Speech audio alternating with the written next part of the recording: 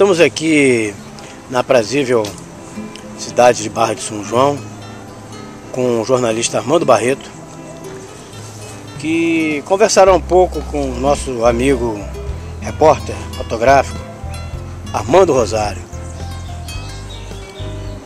Armando Rosário, conheci você em Macaé. Tive o maior privilégio de conhecer uma figura humana tão importante e com uma profissão tão importante também para o jornalismo, que era a minha atividade desde a minha juventude. Vi você conhecido como um chinês, mas ao mesmo tempo com um nome bastante interessante, Armando Maria Rosário. De onde vem a sua origem e me explica por que esse nome? Bem, meus pais, meus avós são de Macau, então eu tenho sangue português e chinês. Então o nome Armando Maria do Rosário veio de longe, talvez do século XVIII, talvez. Então o nome Armando Rosário é nome autêntico, não é fabricado, não é um nome de fantasia. Existe esse nome da família, né? Eu tenho sangue português, chinês, francês e talvez até um pouco de índio. Meu bisavô, tetravó, é um índio americano, Iroquois. Descobri mês passado. Minha neta me informou que meu bisavó ou tetravó é índia, dos Estados Unidos. Essa é uma história muito estranha. Ela tá... Você com esse nome, com essa origem asiático, qual foi a razão de você ter vindo para cá e quando é que você veio para cá? Bem, eu cheguei no Brasil em 1955. Eu vim para cá porque meus amigos vieram na frente e acharam um país fantástico, o Brasil, que seria um lugar ideal para mim como fotógrafo, para documentar o Brasil. Então eu cheguei aqui em 55 e comecei a trabalhar na revista Manchete em 1955. Logo em seguida viajei para o interior do Brasil com o Dr. Noel Nuttels e com o Orlando Vilas Boas. Antes você teve uma formação anglo-saxônica. Como é que foi isso? Onde foi? Como é que foi? Bem, em Hong Kong, a educação lá é inglesa. Eu estudei no colégio dos laçalistas, os padres e jesuítas, em Hong Kong e Macau. Então todas as crianças de Hong Kong são educados de acordo com a norma britânica. Então eu falo inglês melhor do que chinês. E não falo mandarim, eu falo cantonês. Falava, hoje já perdi a fluência totalmente. Sim, mas eu estudei só inglês. Tanto é que até hoje eu sonho em inglês. Minha mulher diz que eu sonho em inglês. Não fala nada em português. Não sei se é verdade, porque estava dormindo. Não sei. Você conviveu, teve oportunidade como fotógrafo, né? Entrar para o interior desse país, com Noel Nuttels, com Vilas Boas, né? Conhecer a realidade primitiva desse país. Como é que foi sua impressão a respeito disso? Bem, fiquei realmente impressionado quando eu cheguei lá no interior, no Xingu. Eu viajei com o Dr. Noel Nuttels e me apresentou irmãos Vilas Boas. E os índios me receberam muito bem, dizendo que era irmão, eram meus irmãos.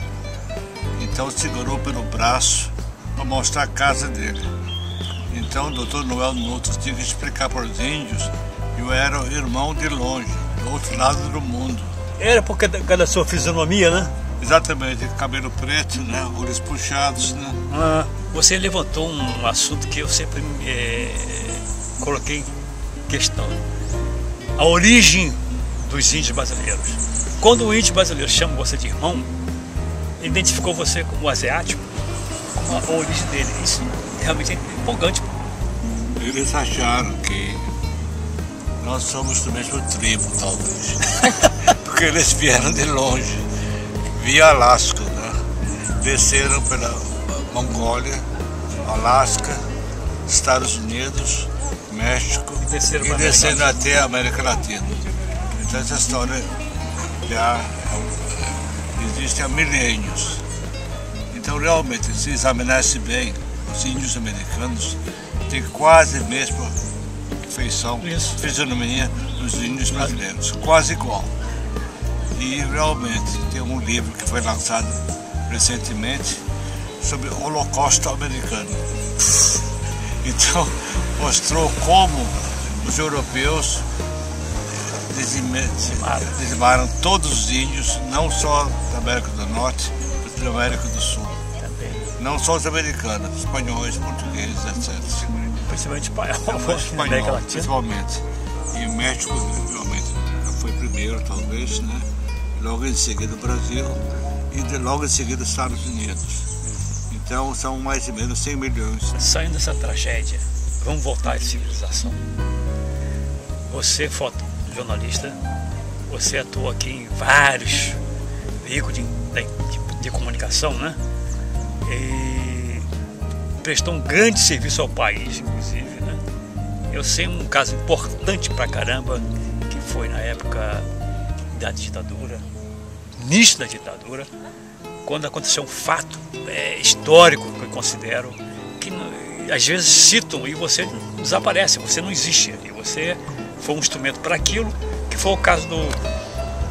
Tão logo o golpe militar teve sucesso, o nosso embaixador Juraci Magalhães, um almoço, né, em homenagem à ditadura, teve uma frase importante. Como é que foi isso? Foi designado pelo Jornal do Brasil para documentar um almoço onde o Juraci Magalhães ia fazer uma palestra ou uma homenagem aos americanos. Essa foi logo em seguida de 1º de abril de 1964. Isso. Então, no final do almoço, Juraci Magalhães levantou uma taça para o embaixador americano, que é Lincoln Gordon, fazendo um brinde, dizendo em inglês: "What is good for the United States is good for Brazil." Ou seja, então, ele em português: o que é bom para os Estados Unidos é bom para o Brasil. E quando eu cheguei no JB, eu dei essa informação para a editoria. Então a Condessa me chamou para confirmar o que eu ouvi. Ela não acreditou, não? Não acreditou. Eu confirmei. Só essa matéria foi mais ou menos abafada. Ela consultou Itamaraty, e Itamaraty, se não me engano, pediu para não dar destaque ao assunto. Mas saiu na imprensa? Saiu, mas sem destaque? Sem destaque nenhum. E eu fotografei o enterro do ex-presidente Castelo Branco, no cemitério São João Batista. Então, tem uma multidão enorme lá. Eu estava fotografando e de repente eu vi uma cena impressionante.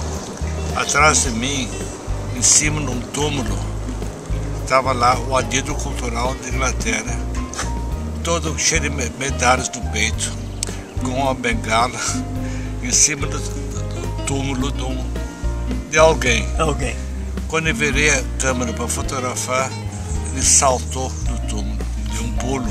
Só que a imagem sumiu do arquivo do Manchete. E procurei cada negativo. Sumiram com ela? Sumiram com ela. Isso já foi trabalho do CSMI. Naquela época, sumiram fotos negativas de arquivos dos jornais e revistas do Brasil inteiro. Anos 60, 64, 5, 6, 7, 8. Mas você teve um jornal, você participou ativamente, que rompeu um pouco com essa estrutura de uma forma irônica, que foi o Pasquim. Como é que se travou essa relação com esse pessoal do Pasquim, que era muito irreverente? Bem, eu era colaborador eventual do Pasquim. Eu não era, vamos dizer, colaborador fixo nem empregado do Pasquim. De vez em quando saía uma foto minha do Pasquim. E meu amigo Jaguar publicava as fotos minhas, né? Às vezes com meu nome, às vezes ele esquecia. E eu cobrava. Depois... Logo em seguida ele publicou meu nome. Olha, cuidado, coloca o nome dele, porque senão ele vamos ser processados. Esse foi anos 60, 70.